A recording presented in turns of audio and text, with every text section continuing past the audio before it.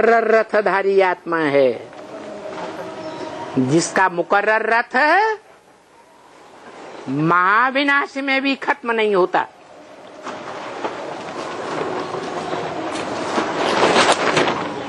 सारी दुनिया में प्रलय काल माना जाता है। प्र माने प्रकृष्ट रूपेण, लय माने लीन। सारे संसार के जड़ जंगम जो भी हैं प्राणी मात्र, पेड़ पौधे, ये प्राणी हैं या नहीं है? ये भी पौधे प्राणी हैं लेकिन जड़त्वमयी हैं। सब लीन हो जाते हैं। किसमें लीन हो जाते हैं? जो बोलता है मन मना भव, मेरे मन में समा जा।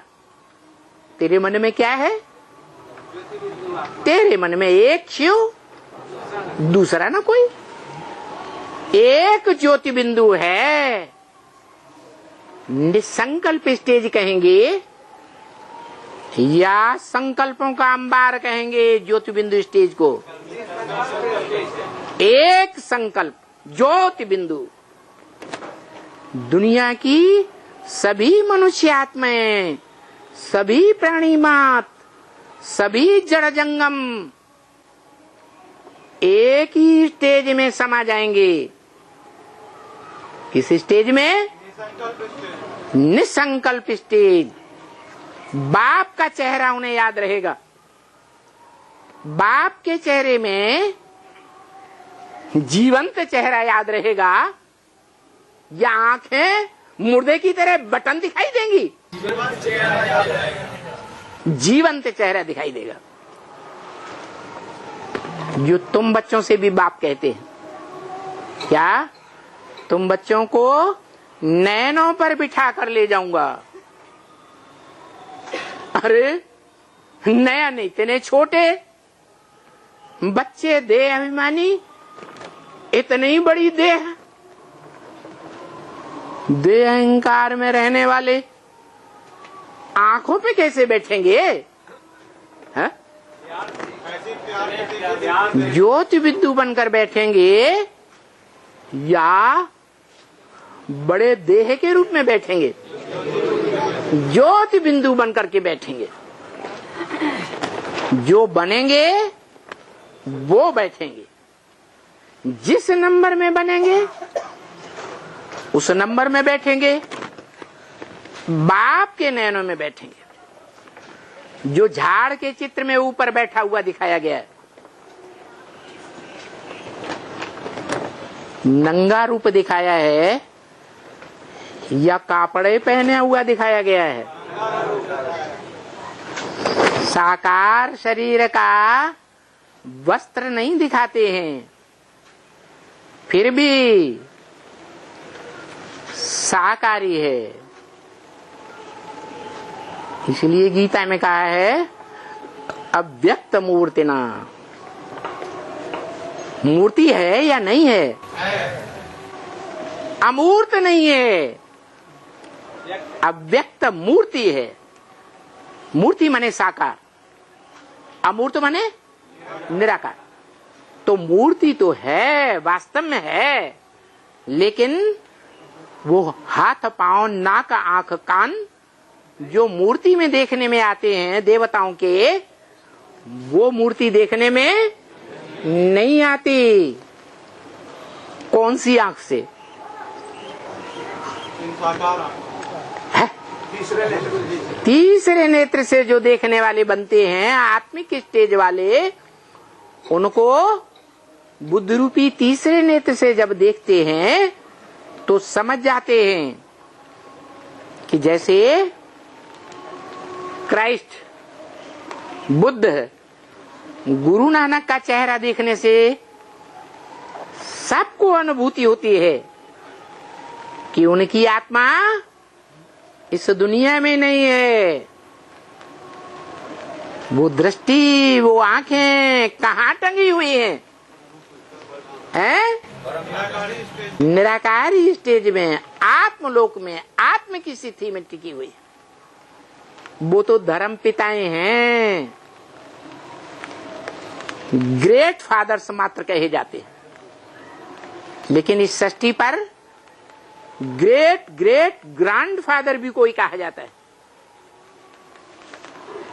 वो है ग्रैंडफादर जो लिंग के रूप में दिखाया जाता है शिव के मंदिरों में। अव्यक्त मूर्ति ना, जिसके लिए गीता में शब्द आया है कि सारी दुनिया की जड़ जंगम आत्माएं, ज्योति बिंदु आत्माएं,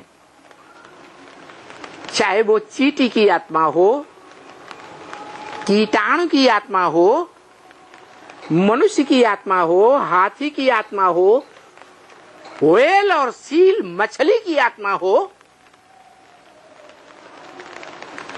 जड़ पौधों की आत्मा हो, वो सभी आत्माएं जिन्हें प्राणी कहा जाता है, प्राण धारण करने वाले, उस सभी प्राणी मात्र की आत्माएं उस एक अव्यक्त मूर्ति में मनमना भव होकर, निसंकल्प होकर ज्योति बिंदु रूप में समा जाएंगी। 500-700 करोड़ मनुष्यों के अंदर भी कोई दूसरा संकल्प नहीं चलेगा। चलेगा? नहीं तो आज क्या देखने में आता है, 500-700 करोड़ मनुष्य, सबके अंदर अलग अलग प्रकार के संकल्प चलते हैं या एक ही प्रकार का संकल्प है? ऊपर जरूर देख लो, क्योंकि ऊपर बहुत प्यारी चीज रखी हुई है। देख लो, देखो देखो, गर्दन टेढ़ी करके देखो क्या हो रहा है, वो देखना जरूरी है। बड़े अच्छे स्टूडेंट यहाँ बैठे हुए हैं, ईश्वरीय स्टूडेंट कहते हैं अपने को। हमें ईश्वर पढ़ाता है, बुद्धि फट से विचलित हो जाती है, आंखें टेढ़ी हो जाती हैं। क्या बोला? क्या बोल रहे थे? हाँ, दुनिया की 500-700 करोड़ मनुष्य आत्माएं जो वर्तमान समय में देखी जा सकती हैं, पूछा जा सकता है एक एक से कि सबके अंदर अलग अलग संकल्प चलते हैं या एक संकल्प चलता है। वो सारी मनुष्य आत्माएं और उनका मन, जो 11वीं इंद्रिय कहा जाता है, वो एकाग्र हो जाएगा। किसमें एकाग्र हो जाएगा? एक अव्यक्त मूर्ति ना, वो ही शिवलिंग जो भारत में पूजा जाता है, विदेशों में भी पूजा जाता है। विदेशों में भी जो खुदाइयां हुई हैं, उन सभी खुदाइयों में वो लिंग मूर्तियों की संख्या सबसे जास्ती मिली। इस समय की यादगार है उसी वर्तमान समय की यादगार है, जो महाविनाश, जो अंतिम महामृत्यु अभी सारी दुनिया के सामने खड़ी हुई है। उस समय से दुनिया की सारी मनुष्य आत्माएं ऐसे ही सागर में बुलबुलों की तरह, जैसे सन्यासी कहते रहे, पवित्र थे पवित्र सन्यासी। शंकराचार्य ने बोला, क्या बोला था? क्या बोला था? हम आत्माएं एक सागर के बुलबुले हैं, बुदबुदे, स्पाइसेस, छोटे बड़े। जो बुदबुदे सागर से ही निकलते हैं और सागर में ही समा जाते हैं। उनकी कल्पना ने सही कल्पना की या गलत कल्पना की है? सही की। उदाहरण देने के लिए सही कल्पना है, लेकिन वास्तव में सही नहीं है, क्योंकि सागर खारा है और सागर से निकलने वाले बुलबुले वो भी खारे हैं। ढेर बुलबुलों को इकट्ठा बुदबुदों को किया जाए तो उनका पानी खारा होगा या मीठा होगा? खारा ही होता है। परंतु वो ज्ञान सागर सदैव खारा नहीं है।